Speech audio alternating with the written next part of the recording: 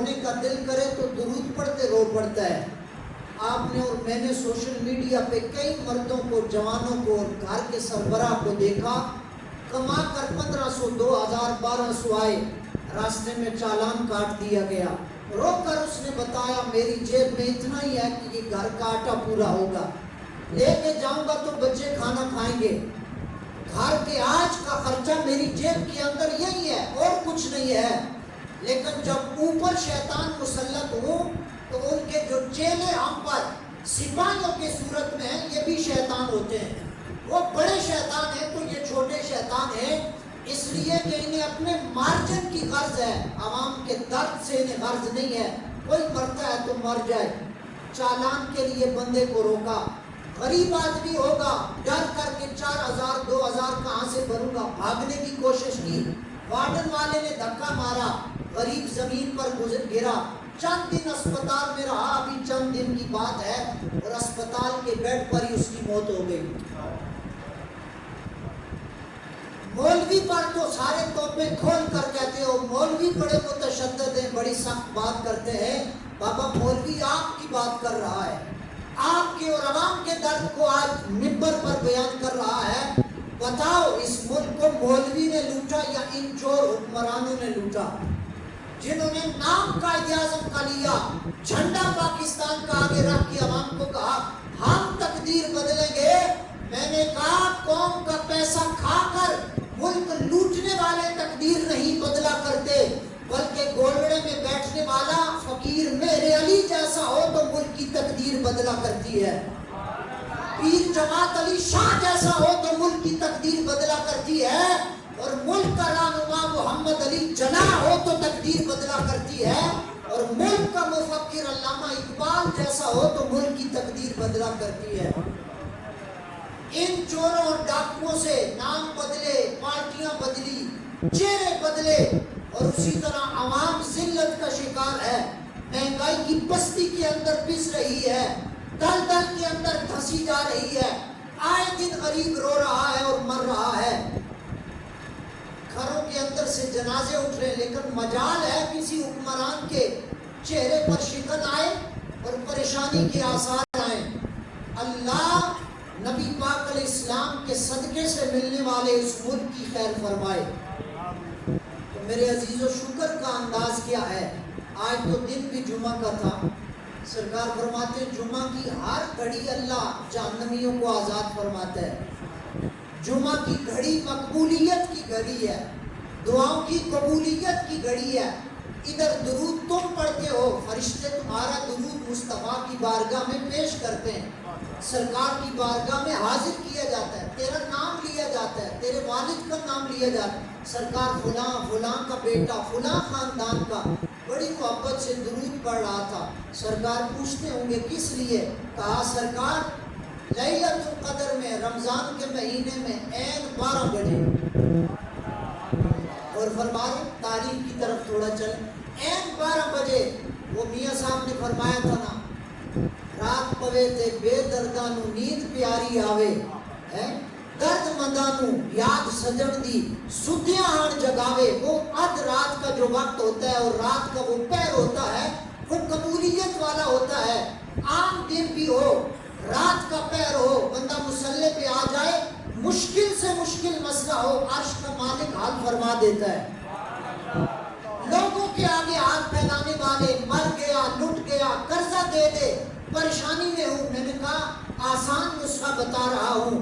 رات عشاء پڑھ کے سو اور الارم لگا تہجد کے وقت کا، وضو کر اور مصلی پہ آ، تہجد کا سجدہ ادا کر. یقین جان کائنات سو رہی ہوتی ہے لیکن مالک جاگ رہا ہوتا ہے، اور وہ سنتا ہے اور وہ سنتا ہے، اور اس وقت کی صدا میرا مالک بہت جلد سنتا ہے، بہت جلد سنتا ہے، بہت جلد سنتا ہے. حضرت رابعہ بصریہ نام سنا رحمت اللہ علیہ، رات اللہ کے دربار میں مائی صاحبہ مسلح ڈال لیتی اور پوری رات عبادت میں گزرتی اور دعا یوں کرتی تھی، مالک دیکھ رہا ہے ساری کائنات سو رہی ہے، لیکن میں اس آس پہ تیری بارگاہ میں حاضر ہوں کہ تیرا دروازہ کھلا ہوا ہے، बादशाहों के दरवाजे बंद हो गए, हुक्मरानों के दरवाजे बंद हो गए, उन पे खड़े चौकीदार भी सो गए। बशरी तकाजे के पेश नज़र लोग आराम कर रहे हैं, लेकिन तू तो वो है ना, लाता खुज़ू सिनतुम वला नौम, न नींद आती है न ऊँग आती है मालिका, तू तो जाग रहा है। देख नहीं रहा राबिया तेरी मोहब्बत में खड़ी है, तेरी बंदी तेरी मोहब्बत में खड़ी है। मेरे अजीज़ों, मेरे समेत एक बात कहना चाहता हूँ, अगर अमल की तौफीक मिल जाए, बाप के डर से सजदा करना ये भी बात ठीक है, चलो बंदे को नमाज की तौफीक तो हुई। उस्ताद ने कहा शागिर्द को पुत्र नमाज पढ़ा कर, उस्ताद का हुक्म समझ के सजदा करना ये भी ठीक है। महल्ले में ये तासुर पैदा करने के लिए लोग कहेंगे हाजी है, नमाजी है, ताजुद गुजार है, मस्जिद आता जाता है, इस नज़रिए से आना जाना अल्लाह मेहरबानी फरमा दे, उसके ख़जाने में कमी नहीं है, लेकिन मज़ा ना आ जाए।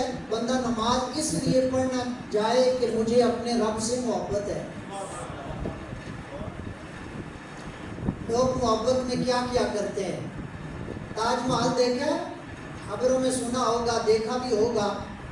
अपनी मोहब्बत की खातिर एक बादशाह ने ताजमहल बनाया, और मैंने कहा लोग मोहब्बतों में ताजमहल बनाएं और बंदा मोमिन रब की मोहब्बत में सजदा भी ना कर सके, मुस्तफ़ा की मोहब्बत में दरूद भी ना पढ़ सके, और नाम मुस्तफ़ा पर मोहब्बत में अगर अंगूठा चूम ना आए तो लोग कहें यार दलील क्या है।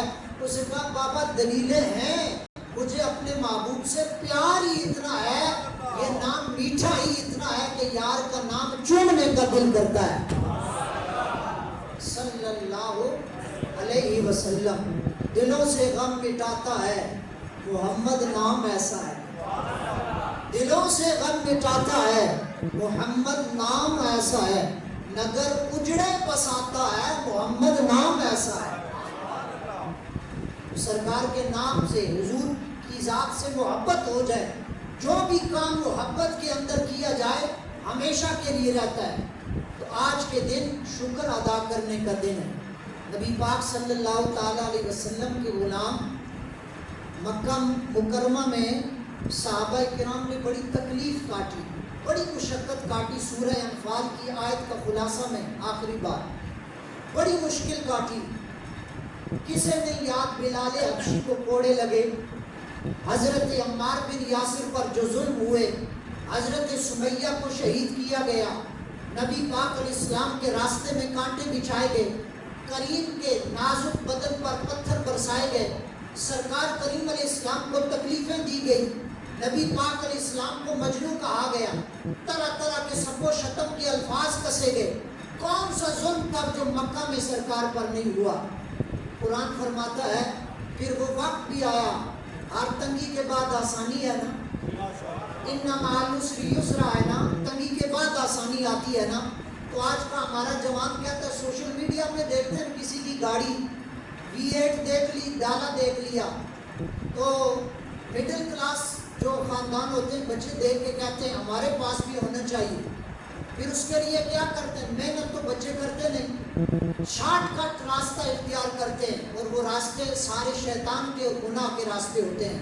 तो मेरे अजीज़ों, मेहनत करना आपका काम है, उस मेहनत का फल देना मेरे रब का काम है।